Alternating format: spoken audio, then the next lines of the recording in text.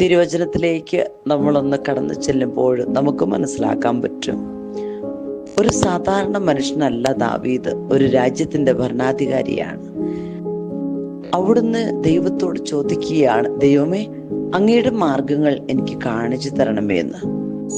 അപ്പോൾ 32-ാം സങ്കീർത്തനത്തില് ദൈവമായ കർത്താവ് പറയുകയാണ്, ഞാൻ നിന്നെ ഉപദേശിക്കാം, നീ നടക്കേണ്ട വഴി ഞാൻ നിനക്ക് കാണിച്ചു തരാം.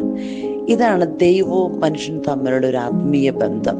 നമ്മൾ ദൈവത്തോടുകൂടി യാത്ര ചെയ്യുകയാണെങ്കിൽ ദൈവം നമുക്ക് പോകേണ്ട വഴികൾ നമുക്ക് കാണിച്ചു തരും. നമ്മൾ നടക്കേണ്ട കാര്യങ്ങൾ നമുക്ക് പറഞ്ഞു തരും. ചെയ്യേണ്ട കാര്യങ്ങൾ എന്തൊക്കെയാണെന്നുള്ളത് നമ്മളെ ബോധ്യപ്പെടുത്തി തരും. നമുക്ക് വിശ്വസിക്കാം, ഇന്നത്തെ ദിവസം മുഴുവനും ദൈവകരങ്ങളിലേക്ക് യേശുനാമത്തിലെ ശക്തിയാൽ നമുക്ക് നമ്മെ തന്നെ വിട്ടുകൊടുക്കാം. വാഗ്ദാനം വിശ്വസ്തനായ ദൈവം നമ്മെ ഓരോരുത്തരെയും അനുഗ്രഹിക്കട്ടെ.